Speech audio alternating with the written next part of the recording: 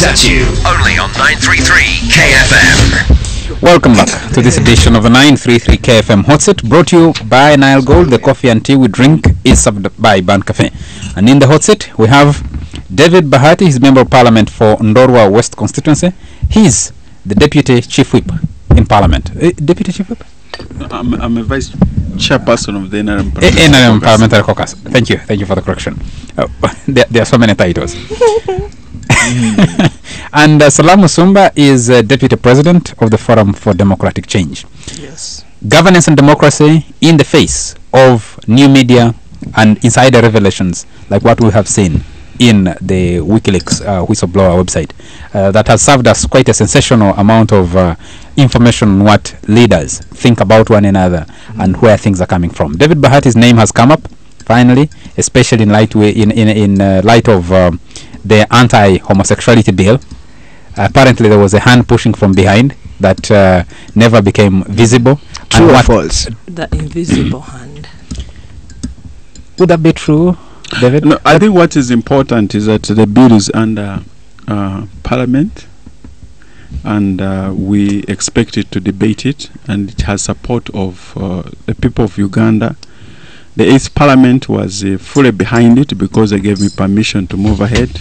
I know for sure that the 9th Parliament will be behind it, and we want to work to make sure that this matter is put to a close through a process that is democratic, through a process that will take care of all the stakeholders' interests. And to me, that's what is important. I have read what allegedly Nagenda was telling the ambassador of the US. We have lessons that actually we need to, what we say in the night should be the same thing that we say during the day. And especially for the NRM. Yes, and that we, as long as we're in public service, we need to live one life. You can't have a private life and a public life. But looks like so to me that's what is important. It looks like many Ugandans are coming to realize that politicians never live one life; they live double lives. All the time. That's an issue of integrity. But to me, I try my level best to live one life. I don't think I should struggle to live two lives, private and public life. It's one life.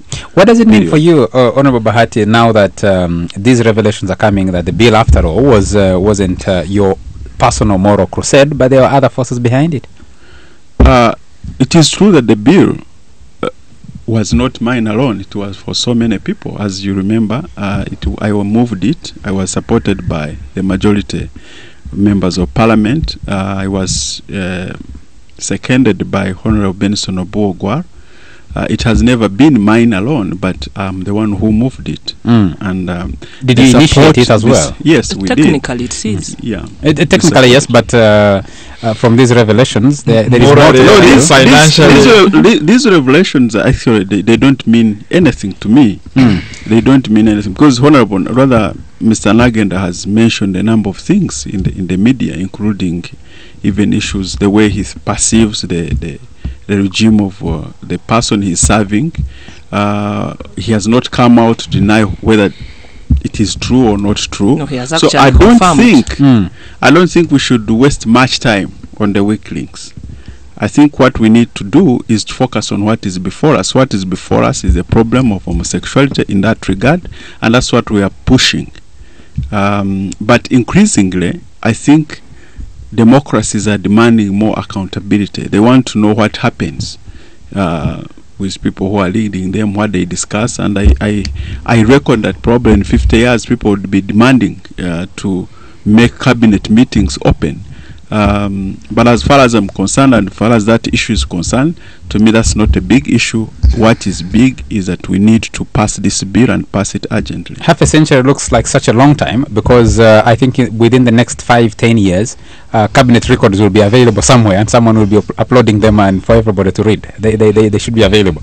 They're being leaked at the moment. But within your party, the National Resistance Movement, how are these being received? Especially in light of new generation members that have come into that parliament, and they seem to be so robust and strongly opposed to being gagged by the system. The party is not shaken at all by these revelations because I don't know whether they are true. I cannot confirm that they are true or they are not true because the people who allegedly mentioned them, they are around. They should come out and clarify. I haven't seen any of them deny what they have said. John Nagenda says, John Nagenda says to a large extent, apart from one or two words, the rest are his honest views. The gist of the matter. Mike Mukula, Captain Mike Mukula, came out the other day and said, overall, the cables represent his views, and he said he will present them to your retreat at Chankwanzi when the opportunity avails itself. The retreat should have started today, but it hasn't started. It hasn't. Yeah, it hasn't started. The truth of the matter is the people who are mentioning these things, they are there, they are mentioned, and those are their opinions. They were just expressing an opinion. For example, in the issue of the anti-homosexuality bill, you are not quoting Honorable Janet Museveni as having said that. You are quoting Nagenda, who told the ambassador of the US.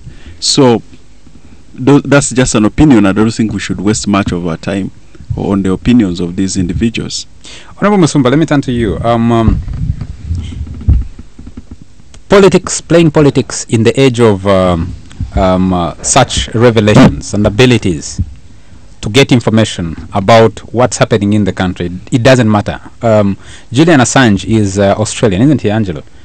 He's Australian. He's Australian. He doesn't live in his home country. He's been living in the UK. He lived in and he's revealing information largely from what happened from archives of the United States government. How many continents? And it's causing a shocker on the African continent.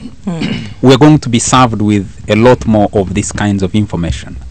As politicians, how do you readjust yourselves to some of these new realities and the likely implications? You see, for me, what I like about the WikiLeaks is that it unpacks this thing they call classified. The things that people in public service or in public domain do on behalf of their citizens that they hide away and pretend to be working in the public interest gets unpacked and gets available for us to discuss. I don't think there should be anybody worried about what is attributed to them for as long as it's an honest view. It's only dishonest views or dishonest interpretations that should cause anybody to worry. But when you see the feedback from people like Tabazi, trying to hold back innovation, trying to hold back change, you can see the futility of it all and the sadness with which he views the way technology is moving the world. It's a pitiable thing that these are the people who should know, who should be helping a country to cope and deal with what is new on the technology side.